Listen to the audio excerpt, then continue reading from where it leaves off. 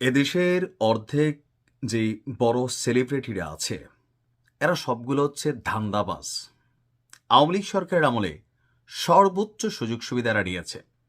আবার যখন জুলাই অভ্যুত্থান আসছে একদম লাস্টের দিকে এসে কান্নাকাটি করে অনেকে টিকতে পারে নাই, পরবর্তী সময়ে অবস্থান পরিবর্তন করেছে, ধারাবাহিক কথা বলে না। আর এই কন্টেন্ট ক্রিয়েটিং জগতে বা আওয়ামী লীগ সরকার থেকে সর্বোচ্চ লেভেলের ফেসিলিটি যে নিয়েছে তার নাম হচ্ছে আয়মান সাদিক। ভালো একটা ছেলে, খারাপ না। বাংলাদেশকে একজন উদ্যোক্তা হিসাবে দেওয়ার মতন অনেক কিছুই সে এবং তার স্ত্রী দুজনেরই আছে। মুনতাজিন জেরিন না কি জানি নাম, আচ্ছা যাই হোক, দুজনেরই আছে। জুলাই অভ্যুত্থানের ঠিক আগ মুহূর্তে যখন আর পারতেছিল না, সমালোচনার মুখে একটা পোস্ট দিছিল। পরে যখন পলক আয়মান সাদিকের 10 মিনিট স্কুলকে সরকারের কয়েক কোটি টাকার একটা প্রকল্প ছিল যেটা আয়মান সাদিক পাইছিল, ওইটা কায়রা নিল, তখন ধারাবাহিকভাবে আওয়ামী লীগের বিরুদ্ধে বলা শুরু করলো, অর্থাৎ স্বার্থে আঘাত লাগলো। বাংলাদেশে সর্বশেষ যেই ঘটনা, ওসমান হাদি। আচ্ছা ধরেন বিভিন্ন কারণে হাদিকে অপছন্দ করেন হাজার হাজার লোক আছেন, আমিও করি, কথার কথা। কিন্তু একটা মানুষকে যেভাবে মাইরা ফেলা হইল, এই মৃত্যুটার বিচার তো প্রত্যেকটা নাগরিকের চাওয়া উচিত। কালকে আপনার সাথে তো এটা ঘটতে পারে।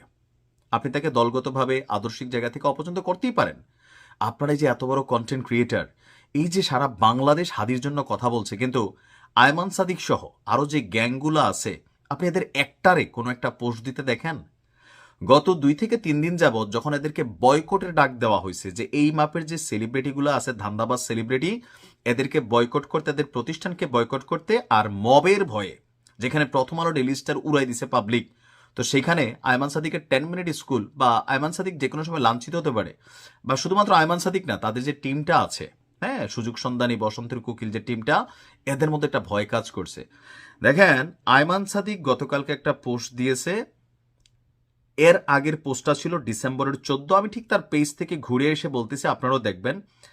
ডিসেম্বরের 14 দিছে, নতুন বছরে নতুন স্কিল শেখার সবচেয়ে সহজ hack. December 1, our 10 MS Chittagong branch student, মানে নিজের ব্যবসা বাণিজ্য চালাচ্ছে। এর আগে আছে নভেম্বর 28। তো একদিন আগে হঠাৎ করে কি পোস্ট দিল, বেঁচে থাকতে মানুষটা আমাদের কাছে ইনসাফ ছাড়া কিছুই চায়নি। কোন মানুষটা? তোর আব্বা? মানে কোন মানুষটা বল আয়মান, বল তুই বাবা, ছোটই হবে বয়স থেকে, আমার রাগ উঠে গেছে। তোর আব্বা নাকি?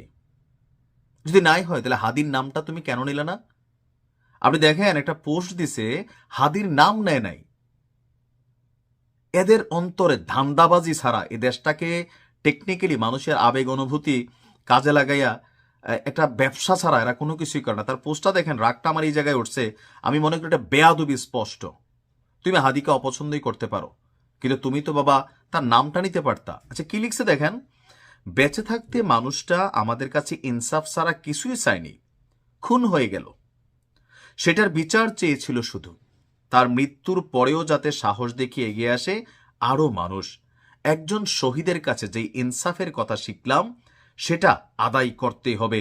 চলে যাওয়ার 10ম দিন, ইনসাফের বাকি কতদিন? তোর মাথা। ভাই আমি সরি, আয়মান তোর মাথা, তোর 14 গোষ্ঠীর মাথা। এই কারণে বললাম, পুরা পোস্টার মধ্যে আমরা জানি এটা হাদিকে নিয়ে লিখছে, কিন্তু হাদির নামটা সে উচ্চারণ করে নাই। তো এই পোস্টে রিয়েকশন পড়েছে প্রায় 80,000। এর মাঝখানে যখন আমি দেখছি যে 80,000 রিয়েকশনের মধ্যে আসলে কারা কি দিছে, তো আমি একটু ঢুকছিলাম। 21,000 হাহা রিয়েক্ট, 21,000 হাহা রিয়েক্ট আছে। অ্যাংরি রিয়েক্ট আছে 1,000-এর মতন। বাকিগুলা পাবলিক গণহারে দিছে। আয়মান আব্বা যা বলছে, আব্বার যার অনুসারী জিয়াফুৎকুর জাতি তো আছে, আমরা পাগলা ভক্ত যারা, তারা দিছি। কমেন্ট আছে প্রায় 32,000, এর মধ্যে 30,000-ই তারে গালি। তো তোরে কেন গালি দিল আয়মান? একমাত্র কারণ তোরদের এই যে দ্বিচারিতা, এই যে ধান্দাবাজি একটা অবস্থান, এটা নিয়ে মানুষের রাগ ওঠে। আমি আয়মানকে খুব পছন্দ করি, বাংলাদেশের জন্য সে অ্যাসেট। অ্যাসেট কেন? তার মেধা বাংলাদেশের জন্য দরকার, কিন্তু তার এই মেধা কার কাজে লাগতেছে? তার আর তার বউয়ের, তার বাচ্চা কাচ্চার ভবিষ্যৎ পয়সা টয়সা কামানো ছাড়া 10 মিনিট স্কুল থেকে পড়ে কে কোন বিসিএস ক্যাডার অফিসার হয়ে গেছে রে? যদি নাই হয়, এখানে পয়সা কামাচ্ছে কে? আয়মানরা। রাষ্ট্রের বিভিন্ন অ্যাড পাচ্ছে, সবার কাছে দাম পাচ্ছে, আমরা এদেরকে সেলিব্রিটি বানাইছি।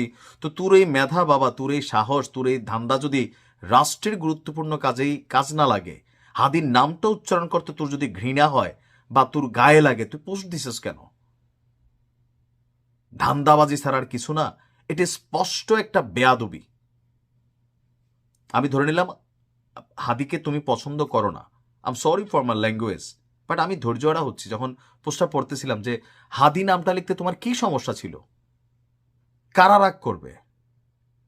ভালো হয়ে যাও, মানুষ তোমাদের চরিত্র ধইরা ফেলছে, ঠিক আছে? ভালো হয়ে যাও।